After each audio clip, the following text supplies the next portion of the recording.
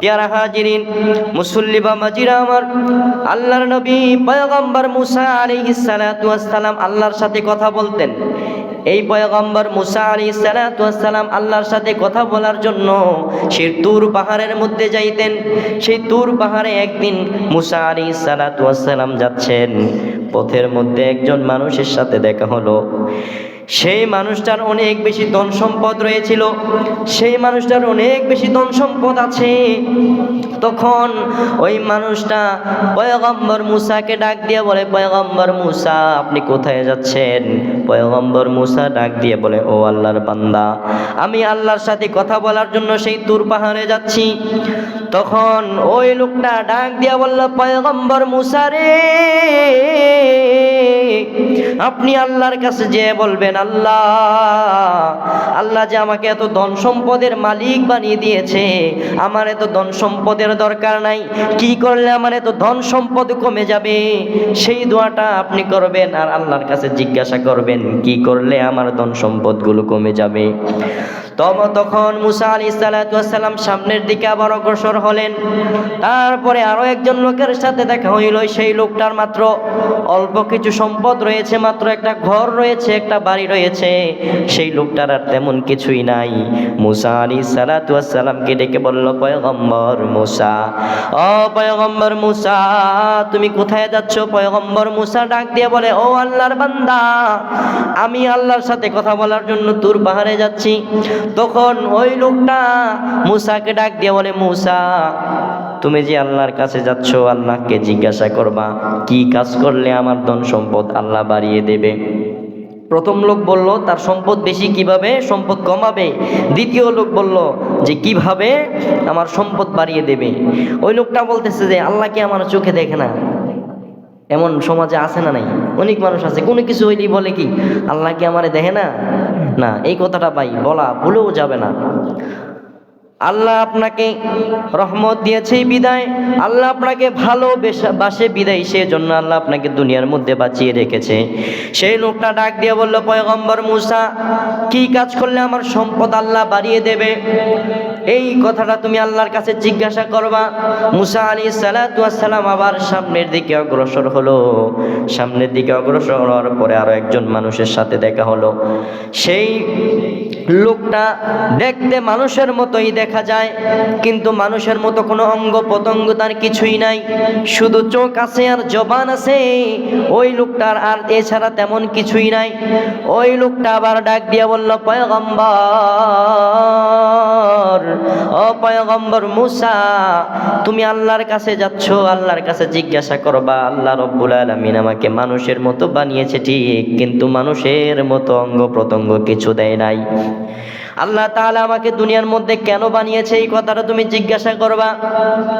মুসা আলাইহিস সালাতু ওয়াস সালাম আল্লাহর কাছে গেলেন, তুর পাহাড়ের মধ্যে গেলেন, কথোপকথন শেষ করে আবার যখন বাড়ির দিকে রওনা হলেন, প্রথমেই আবার সেই লোকের সাথে দেখা হয়ে গেল।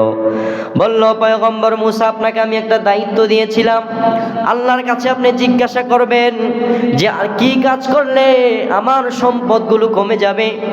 তখন মুসা আলাইহিস সালাতু ওয়াস সালাম ডাক দিয়ে বলল, আল্লাহ তাআলা বলেছে তুমি আল্লাহর কাছে শুকর আদায় করা ছেড়ে দিবা, তুমি বেশি বেশি প্রতিদিন আল্লাহর দরবারে বেশি শুকর আদায় করো, এই জন্য তোমার সম্পদগুলো আস্তে আস্তে বাড়তেছে, সম্পদগুলো আল্লাহ তাআলা তোমাকে বাড়িয়ে দেয়। যদি তুমি শুকরিয়া আদায় করা শেষ করে দাও, শুকরিয়া আদায় করা বন্ধ করে দাও, তাহলে রব্বুল আলামিন তোমাদের সম্পদকে আস্তে আস্তে ছিনিয়ে নিবে। তো ওই লোকটা ডাক দিয়ে বলে, পয়গম্বর আমার জীবন চলে যাবে, যতই কিছু হয়ে যাক আমি আল্লাহর শুকরিয়া কোনোদিনও আদায় করতে শেষ করতে পারবো না। আল্লাহ তাআলা আমাকে যত দিয়েছেন আমি আল্লাহর দরবারে যত বেশি শুকর আদায় করি, আল্লাহ তত আমাকে বাড়িয়ে দেয়। সুবহানাল্লাহ। তখন ওই লোকটা ডাক দিয়ে বলল, পয়গম্বর মুসা তুমি যা কিছুই বলো না কেন, আমি আল্লাহর দরবারে শুকর আদায় করতে পারবো না। আমার যখন সম্পদ একটু বাড়ে তখন আমি আল্লাহর সাথে সাথে আল্লাহর সেজদায় লুটিয়ে পড়ি, আল্লাহর সেজদায় লুটিয়ে পড়ি আর বেশি বেশি আল্লাহর দরবারে শুকর আদায় করি, তাহলে আল্লাহ আমাকে আরো বেশি বেশি সম্পদ বাড়িয়ে দেয়। সুবহানাল্লাহ। মুসা পয়গম্বর আবার সামনের দিকে রওনা হলেন। আবার ওই লোকের সাথে দেখা হইল, জিনার একটা মাত্র ঘর বাড়ি বাড়ি ছিল। সেই লোকটা ডাক দিয়ে বলল, পয়গম্বর, আমি বলেছিলাম আল্লাহর কাছে গিয়ে বলবো আল্লাহ কিভাবে আমার ধন সম্পদগুলো বাড়ানো যাবে। সেই লোকটা আবার ডাক দিয়ে বলল, আল্লাহ কি আমাকে দেখে না? আল্লাহ আমাকে কেন ধন সম্পদ দেয় না? এই কথা বলার সাথে সাথে তার যে ঘর বাড়ি ছিল, একটা মাত্র ঘর ছিল, থাকার মতো জায়গা ছিল, জোরে একটা বাতাস এসে সেই ঘরটা চুরে বিচ্ছিন্ন হয়ে গেল।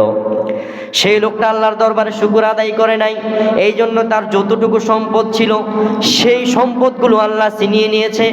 এই জন্য আল্লাহ রব্বুল আলামিন কোরআনে বলেছেন, ইন্না আযাবি লাশাদীদ, বান্দা আমার নিয়ামত পাওয়ার পরে যদি আমার শুকর আদায় না করো, আমি তোমাকে কঠিন আযাবের মধ্যে গ্রেফতার করে দিব। এই বান্দাকে আল্লাহ যেমনি ভাবে তার সম্পদগুলো ছিনিয়ে নিয়েছে, ঠিক তেমনি ভাবে আবার মুসা পয়গম্বর সামনের দিকে রওনা হলেন, সামনের দিকে অগ্রসর হলেন। তখন আবার ওই লোকটার সাথে দেখা হয়ে গেল। ওই লোকটা ডাক দিয়ে বলল, পয়গম্বর, কেন আমাকে আল্লাহ বানিয়েছে সেই কথা কি আপনি জিজ্ঞাসা করেছেন? সেই পয়গম্বর মুসা ডাক দিয়ে বলে, ও আল্লাহর বান্দা, আল্লাহকে জিজ্ঞাসা করেছিলাম, আল্লাহ বলেছে তোমাকে দিয়ে আল্লাহ রব্বুল আলামিন জাহান্নামের একটা ছিদ্র রয়েছে, সেই ছিদ্রটা আল্লাহ রব্বুল আলামিন তোমাকে দিয়ে বন্ধ করবে। সেই লোকটা সাথে সাথে আলহামদুলিল্লাহ বলে আল্লাহর শুকর আদায় করলো। ওই লোকটা কেন আল্লাহর শুকর আদায় করলো? আল্লাহ রব্বুল আলামিন মানুষদেরকে বানিয়েছেন আল্লাহর ইবাদত করার জন্য, কিন্তু সেই লোকটা বলতেছে আল্লাহ আমাকে ইবাদত করার জন্য বানায় নাই, আল্লাহ নিজের কাজের জন্য যেহেতু আমাকে বানিয়েছে, সেই জন্য আমি বেশি আল্লাহর দরবারে শুকর আদায় করা শুরু করে দিলাম। সাথে সাথে মানুষের মতো অঙ্গ প্রত্যঙ্গ হয়ে গেল। সুবহানাল্লাহ। বোঝা গেল যে আল্লাহ শুকর আদায় করে আল্লাহ নিয়ামত বানিয়ে দেয়, আর যদি শুকর আদায় না করেন আল্লাহ কি করবে? নিয়ামতকে ছিনিয়ে নেবে এবং কঠিন আযাবের মধ্যে গ্রেফতার করবে। তাহলে বাজান একটু চিন্তা করেন, আল্লাহ আপনাকে কত নিয়ামত দিয়েছে, এই দুনিয়ার মধ্যে যা কিছু দিয়েছেন সব কিছু আমাদের মানুষদের জন্য আল্লাহ দিয়েছেন, কিন্তু আমরা আল্লাহর এত বড় নিয়ামত পাওয়ার পরে আমরা আল্লাহর হুকুমগুলো আদায় করি না, আমরা আল্লাহর নিয়ামতের শুকর আদায় করি না। কত বড় নিমুখ হারাম, কত বড় নাফরমান আমরা। চিন্তা করেন একবার, আল্লাহ এত কিছু দেওয়ার পরে আমরা আল্লাহর নামাজ, আল্লাহ যে হুকুম করেছেন সেই হুকুম আমরা আল্লাহকে রাজি খুশি করার জন্য করি, কিন্তু নিজেদের কিন্তু লাভ। এই নামাজ দ্বারা আমরা কোথায় যেতে পারবো? জান্নাতে যেতে পারবো। আমরা বুঝার পরেও কেন জানি বুঝি না, আমরা সব কিছু জানার পরে কেন যেন জানি না। শেষ জামানার মধ্যে এরকম আলামত হবে আল্লাহ রাসূল প্রকাশ করেছেন।